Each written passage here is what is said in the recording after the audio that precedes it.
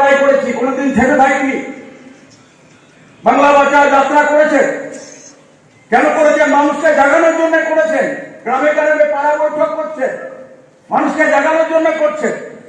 জাগতে হবে, আর না জাগলে, ঐক্যবদ্ধ না হলে, এই যে মানুষকে ভাগ করে ক্ষমতায় টিকে থেকে লুটের ব্যবস্থাকে চিরস্থায়ী করার যে পরিকল্পনা চলছে, তাকে বানচাল করতে হলে এই নির্বাচনে আমাদের শাসক তৃণমূলকে হারাতে হবে। আর তার সহযোগী আরো ভয়ঙ্কর শক্তি, উগ্র সাম্প্রদায়িক ফাঁসিবাদী শক্তি, যারা 11 বছর দেশের সর্বনাশ করেছে, দেশ দেখছে, সেই শক্তি মুখিয়ে আছে। আমাদের গরিবের জন্য নয়, আমদানিত্ব তৈরি করার জন্য নয়, আম্বানি আদানিদের পেট ভরানোর জন্য। বিশ্বাস করলো দিলীপ ঘোষ যখন বলেছে 2 কোটিকে বার করে দেবে, তাহলে কিছু দিন তো আমিও পাবো, কিছু মন্ত্রী আমরা পাবো, দিন পারবে। তারপরে যে ভোট হয়ে গেল, বিজেপি তৃণমূল মিলে কত যুদ্ধ করলো, তারপর ভোট হয়ে গেল, খেল খতম, পয়সা হয়ে গেল। আর তারা করি, তারা এখন এরকম ভোটবন্দি করে ওই খেলায় নেমেছে। वो फर्जी मुद्दे लाते रहेंगे, हम असली मुद्दे पर अड़े रहेंगे।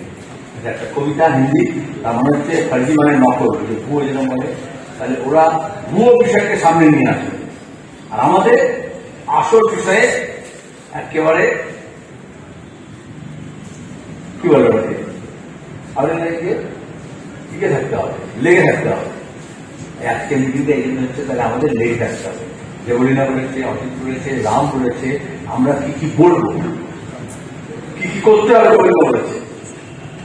আমি বললাম কেন করবো, শত্রুটাকে ঠিক করতে হবে। বিশ্বাস করলো দিলীপ ঘোষ যখন বলেছে 2 কোটিকে বার করে দেবে, তাহলে কিছু দিন তো আমিও পাবো, কিছু মন্ত্রী আমরা পাবো, দিন পারবে। তারপরে যে ভোট হয়ে গেল, বিজেপি তৃণমূল মিলে কত যুদ্ধ করলো, তারপর ভোট হয়ে গেল, খেল খতম, পয়সা হয়ে গেল। আর তারা করি, তারা এখন এরকম ভোটবন্দি করে ওই খেলায় নেমেছে। वो फर्जी मुद्दे लाते रहेंगे, हम असली मुद्दे पर अड़े रहेंगे।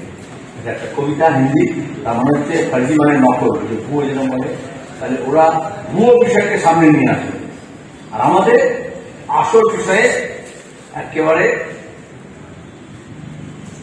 কি বলে আমাদের টিকে থাকতে হবে, লেগে থাকতে হবে। আজকের মিটিংটা এই জন্য হচ্ছে, তাহলে আমাদের লেগে থাকতে হবে। দেবলীনা বলেছে, অজিত বলেছে, রাম বলেছে, আমরা কি কি বলবো, কি কি করতে হবে বলেছে। আমি বললাম কেন করবো, শত্রুটাকে ঠিক করতে হবে। লড়াই করেছি, কোনোদিন থেমে থাকি। বাংলা বাঁচাও যাত্রা করেছে, কেন করেছে? মানুষকে জাগানোর জন্য করেছেন। গ্রামে গ্রামে পাড়া বৈঠক করছে, মানুষকে জাগানোর জন্য করছে। জাগতে হবে, আর না জাগলে, ঐক্যবদ্ধ না হলে, এই যে মানুষকে ভাগ করে ক্ষমতায় টিকে থেকে লুটের ব্যবস্থাকে চিরস্থায়ী করার যে পরিকল্পনা চলছে, তাকে বানচাল করতে হলে এই নির্বাচনে আমাদের শাসক তৃণমূলকে হারাতে হবে।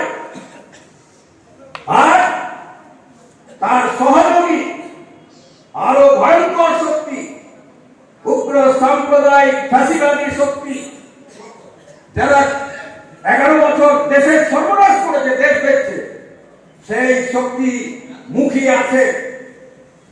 আমাদের গরিবের জন্য নয়, আমদানিত্ব তৈরি করার জন্য নয়, আম্বানি আদানিদের পেট ভরানোর জন্য।